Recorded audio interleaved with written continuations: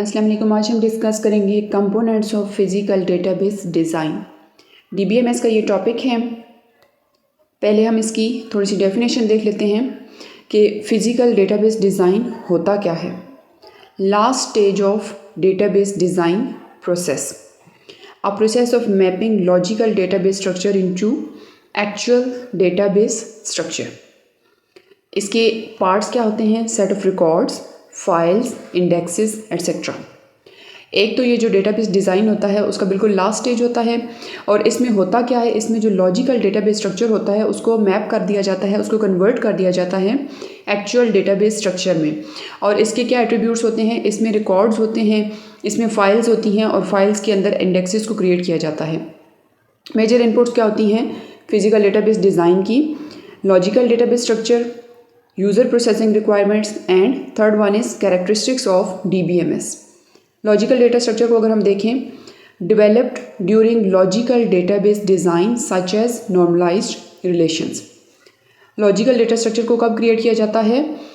Logical database design को जब create किया जाता है तब।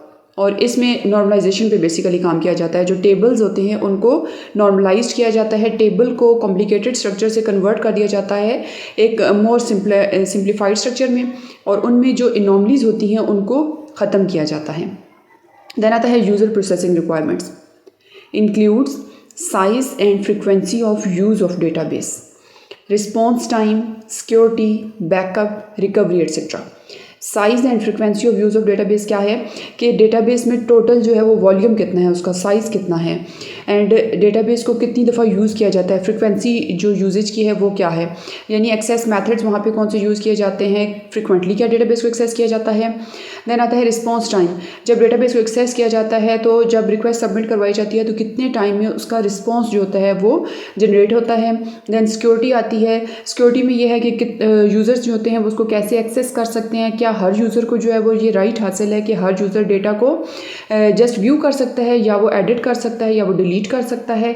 देन बैकअप आ जाता है। बैकअप क्या होता है? जो एडिशनल कॉपी होती है डेटाबेस की वो जनरेट की जाती है और उसको सेव कर दिया जाता है किसी सिक्योर काइंड ऑफ जो सेकेंडरी स्टोरेज डिवाइस होता है वहाँ पे।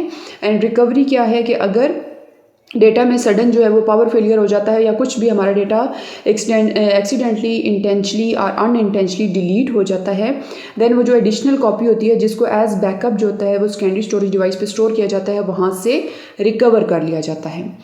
तो ये सारे फीचर्स आ जाते हैं यूज़र प्रोसेसिंग रिक्वायरमेंट्स में। देन थर्ड इसका आ जाता है point characteristics of DBMS, include characteristic of DBMS and other components of computer operating environment. तो इसमें डीबीएमएस के डिफरेंट जो होते हैं कैरेक्टरिस्टिक्स आ जाते हैं या फिर उसके डिफरेंट जो होते हैं वो कंपोनेंट्स आ जाते हैं। नेक्स्ट हमारे पास आता है एलिमेंट्स या components of physical database design. पहले हमने फिजिकल डेटाबेस डिज़ाइन को देख लिया जो कि लास्ट स्टेज थी। देन अब हम इसको देख लेते हैं कि इसके कंपोनेंट्स क्या हैं या इसके एलिमेंट्स क्या हैं। First one is data volume and usage analysis. Estimate of database size are used to select physical storage devices and storage cost estimation. Estimate of usage paths or patterns are used to select file organization and access methods, plans for the use of indexes and strategy of data distribution. होता क्या है कि सबसे पहले जो होता है वो डेटाबेस का जो साइज़ होता है उसका एस्टिमेट लगाया जाता है। साइज़ का जब हम एस्टिमेट लगा लेते हैं देन हम उसके अकॉर्डिंग जो होता है वो फिज़िकल स्टोरेज डिवाइसेस यूज़ करते हैं। अब फिज़िकल स्टोरेज डिवाइसेस डिपेंड करता है कि अगर हमारे पास जो डेटाबेस है उसमें डेटा का वॉल्यूम जो है वो कम है तो हम ऐसे स्टोरेज डिवाइसेस यूज़ करेंगे जो कम जीबीज़ के होंगे, जिनकी जो स्टोरेज कैपेसिटी होगी वो लेस होगी। लेकिन अगर हमारे पास जो डेटाबेस में डेटा है उसका वॉल्यूम ज़्यादा है देन हम ऐसे स्टोरेज डिवाइसेस यूज़ करेंगे जिनकी कैपेसिटी जो है वो कंपैरेटिवली इंक्रीज़ होगी, ज़्यादा होगी। हम हार्ड डिस्क कैसे यूज़ कर सकते हैं, हम डिफरेंट जो होते हैं वो डिवाइसेस यूज़ कर सकते हैं।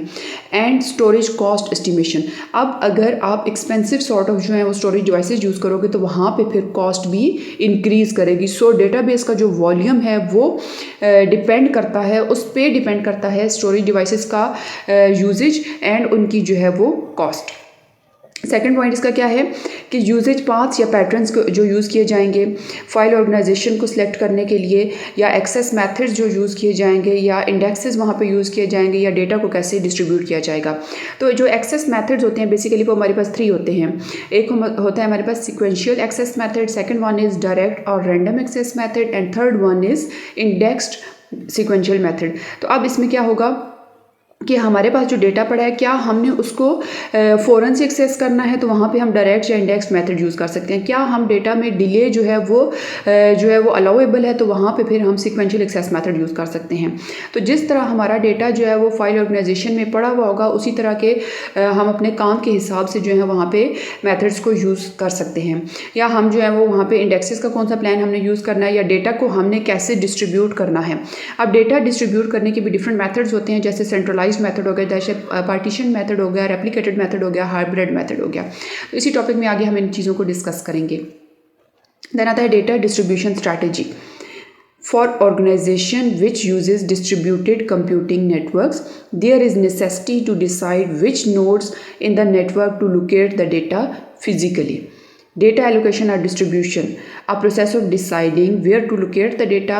Data distribution strategies हमारे पास 4 हैं। पहले तो हम देख लेते हैं कि वो ऑर्गेनाइजेशन जहाँ पे डिस्ट्रीब्यूटेड कंप्यूटिंग नेटवर्क्स यूज़ हो रहे हैं, यानी वो ऑर्गेनाइजेशन जो अपने डेटा को डिवाइडेड फॉर्म में रखती हैं, तो वहाँ पे किस चीज़ की ज़रूरत होती है, वहाँ पे ये चीज़ डिसाइड करनी पड़ती है कि किस नोड पे जो है वो डेटा को फिजिकली रखा जाएगा। यानी हम अपने उस नेटवर्क में एक नोड चूज़ कर लेते हैं जिस पे हम डेटा को रखेंगे, या फिर हम सारे जितने भी नोड्स हैं उन सब में डेटा को डिवाइड कर देंगे, या जितने भी नोड्स हैं उन पे सब पे जो है डेटा की सेम कॉपी हम भेज देंगे। हम कौन सा वहाँ पे मेथड यूज़ करेंगे। तो बेसिकली ये जो होता है वो डिस्ट्रीब्यूटेड कंप्यूटिंग नेटवर्क्स में जो है वो डिसाइड करना जो है ऑर्गेनाइजेशन का काम है।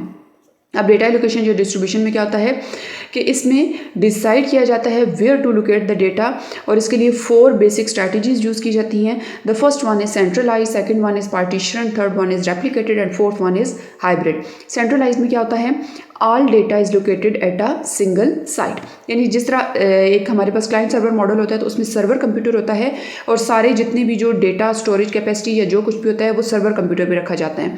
तो सेंट्रलाइज्ड में बेसिकली इसी स्टेप को फॉलो किया जाता है कि एक मेन साइट से एक सिंगल कंप्यूटर होता है जिसपे जो मेन सॉफ्टवेयर्स होते हैं, जो मेन डेटा होता है वो वहाँ पे रखा जाता है। पार्टीशन में क्या होता है कि database is divided into partitions. अब जितना भी डेटा होगा उसको पार्ट्स में डिवाइड किया जाएगा और हर नोड पे एक एक पार्ट जो है वो रख दिया जाएगा, यानी 4-5 जो नोड्स होंगे उनके दरमियान में डेटा को डिवाइड कर दिया जाएगा। अब जो भी उनमें से कुछ एक्सेस करना चाहता है तो वो एक दूसरे से ले सकता है। Third one is replicated, full copy of database is assigned to more than one site on the network, कि सेम डेटा की मल्टीपल कॉपीज जनरेट की जाती हैं और हर नोड को सेम कॉपी दे दी जाती है। तो फिर इसमें एक थोड़ा सा ड्रॉबैक ये आ जाता है कि वहाँ पे स्टोरेज कैपेसिटी जो होती है वो इंक्रीज़ कर जाती है। देन फोर्थ पॉइंट आता है hybrid, database is partition into critical and non critical fragments. Hybrid में जो डेटाबेस होती है उसको पार्टीशन किया जाता है किसमें, critical and non critical fragments. What are the critical and non critical fragments? Critical fragments are stored at multiple sites, non critical fragments are stored at only one site. तो hybrid में basically multiple site पे भी data को store किया जाता है। Critical के अगर हम देखें, और नॉन क्रिटिकल में क्या होगा कि डेटा को सेंट्रलाइज यानी किसी एक सिंगल साइट पे स्टोर किया जाएगा। तो हाइब्रिड में basically centralized and partition method को कंबाइन किया जा रहा है। थर्ड पॉइंट इसका आता है file organization, technique for arranging the records of file on secondary storage devices.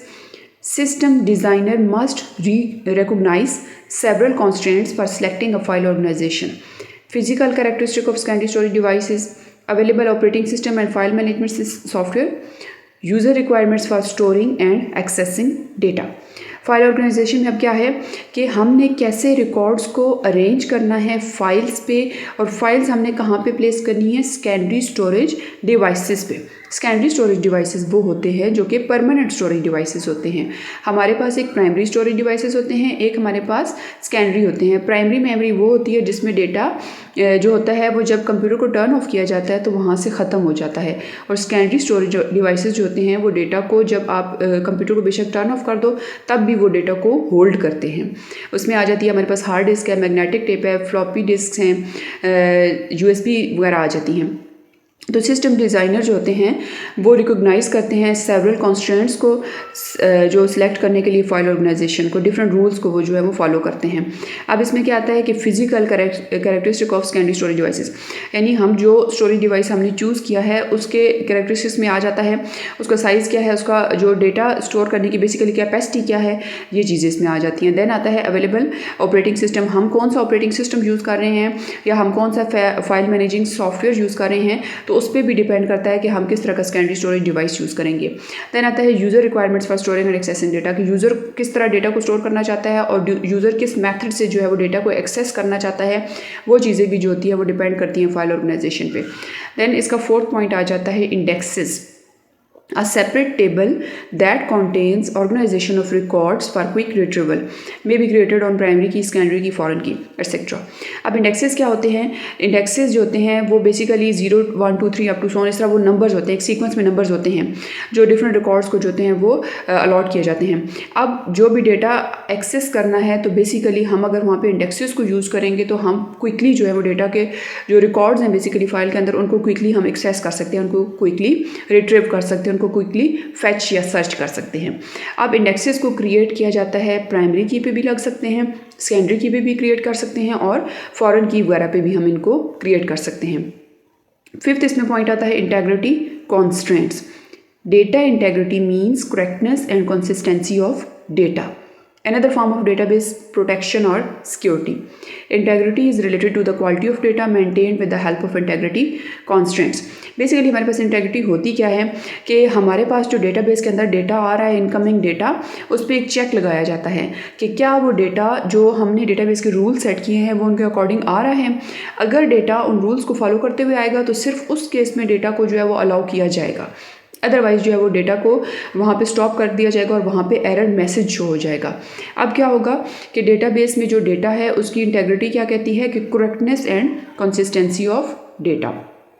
इसकी दूसरा मतलब ये है, हम इस तरह भी ले सकते हैं कि हम अपने डेटा को प्रोटेक्ट रखते हैं, उसकी सिक्योरिटी को जो है वो टाइट रखते हैं। Integrity is related to the quality of data. अब जब डेटा जो है वो इनकमिंग जो चेक्स हैं उनको क्रॉस करते हुए आएगा तो डेटा की क्वालिटी को इंटेग्रिटी कॉन्स्ट्रेंट की मदद से मेंटेन किया जा सकता है। Integrity constraints are rules design to keep data consistent and correct. These rules act like a check on the incoming data. तो बेसिकली इंटेग्रिटी कॉन्स्टेंट वो रूल्स होते हैं जो हमारे डेटा को बिल्कुल कंसिस्टेंट रखते हैं, एक्यूरेट रखते हैं, करेक्ट रखते हैं, और जो भी इनकमिंग डेटा डेटाबेस के अंदर आ रहा है ये उस पर चेक्स लगाते हैं। अगर डेटा उन चेक्स के अकॉर्डिंग आ रहा है तो वो इंटर हो सकता है, अदरवाइज जो है वो डेटा को मतलब इंटर नहीं होने देगा, एरर मैसेज वगैरह शो कर देगा। देन अगर हम इसकी एग्जांपल देखें तो फ़ी of student shouldn't be greater than 10,000। अब स्टूडेंट की जो फ़ी है उस पर एक चेक लगा दिया गया कि मैक्सिमम फ़ी 10,000 है। अगर वहाँ पे आप किसी सेल में वैल्यू एंटर करते हो दैट इज़ ग्रेटर देन 10,000 तो वहाँ पे क्या होगा, एरर मैसेज आ जाएगा, यानी हमने उसकी जो रेंज थी है, जो लास्ट लिमिट थी वो सेट कर दी। सेकेंड रूल यहाँ पे क्या है कि the ID shouldn't be assigned to 2 or more employees. हमने यहाँ पे एक रूल लगा दिया एंटिटी इंटेग्रिटी का कि जो प्राइमरी की वैल्यू है दैट शुड बी यूनिक। अब अगर ID आप असाइन करते हो 2 or more एम्प्लॉयज़ को तो वहाँ पे क्या आ जाएगा, error message. So these are all the components of physical database design, and thanks for watching this video, and don't forget to like, share and subscribe Tech and CS department.